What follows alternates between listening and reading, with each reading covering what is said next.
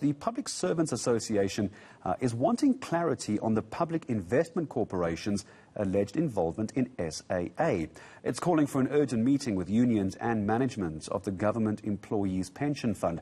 The PIC has admitted to investing in one of the partners in the consortium that is taking a majority stake in SAA, this bailout of some kind. But the PIC says it's not involved at all in the SAA deal. Well, it's got to be one or the other. It can't be both. Let's find out what Public Servants Association Assistant General Manager Reuben Maleka thinks about this. Reuben, good morning to you. And it does seem to be a bit confusing, doesn't it? The PIC getting involved with a consortium that is involved with the 51% rescue of SAA, but the PIC also saying they're not involved in the SAA deal directly. Now, that doesn't mean they're not involved, does it? Yeah, thank you, Gareth, and good morning to the viewers at home.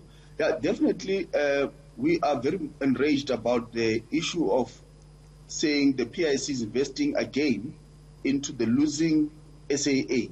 We know as we speak right now, the PIC is yet to even implement the outcomes of the Mombati Commission. Is more than a year, and yet again they want to go and use our money as public servant to enrich those who are privileged, the politicians and others, to use our money as public servants to acquire stake into SAA that has failed dismally many times, even utilizing our money as public servants. We have called an urgent meeting, all unions in the PSCBC. We are sitting on Tuesday. We want GPF to explain to us. You would know, Gareth, last year the PSA, we wrote to GPF chairperson indicating that our stance is that any way of investment that is going to risk the public servants' monies, we are going to hold each and every board of directors of GPF accountable personally, because we can no longer just look away when public servants' pension money is utilized, while ourselves as public servants, you know, Gareth, it's 2 years now, we never got any salary increase. We are suffering. We have been asking the same GPF and PIC to fund us in terms of accessing housing. They keep on telling us the rules do not allow. But when others with privilege, when they go and want to use our money, they're easily using our money, and even if there's no return investment, they still allow such action to take place. We're not going to keep quiet. We want GPF on Tuesday to explain to us whether the deal is there or not. We're going to talk about the public sector wage negotiations in a moment, Reuben. Before I get there, I'd like to find out where we are on those public sector wage negotiations. The concern I think many people have is considering that SAA has been bailed out. I've actually lost count how many times SAA has been bailed out, and now there is this 51% stake to hopefully rescue this. I suppose the concern you have as well, apart from not being consulted, is that all the money SAA has had up to now has vanished almost literally into thin air. Definitely. That is the main concern of saying year in, year out, we hear about PIC bailing out SAA, and yet there is no return investment. And that is the most concern we are having as trade unions in the public sector, including us as PSA. And we have called an urgent meeting of the PSCBC where we want GPF to confirm those facts, hard facts of whether indeed there's an investment into the SA deal or not. Reuben, help me understand. What happens if the PIC admits that they do have a majority stake in SAA in that meeting on Tuesday? What's the PSA going to do about that if they admit to it?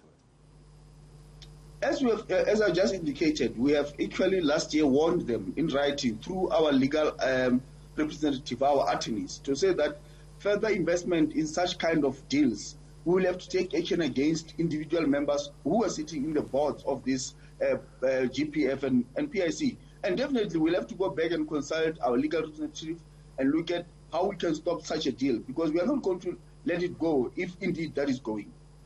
Do you believe the PIC is being irresponsible?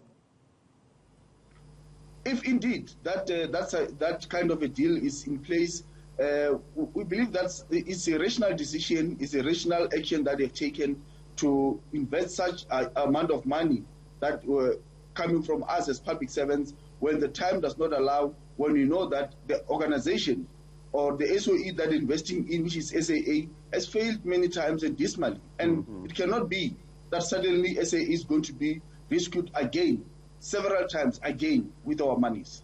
And we wait to hear what happens from this meeting on Tuesday. Up to now, there's been no clarity, so I suppose we'll have to wait until Tuesday. Reuben, I'm sure you and I will speak about that then. Just before I let you go, though, I just want to just follow up with you while I've got you. The public sector wage negotiations. While we're talking about this investment, and no one knows how much money is the potential investment into SAA, there's clearly money to possibly be involved in SAA, but it seems not enough money to negotiate properly. I'm sure you'll agree with the wage negotiations. What's the latest?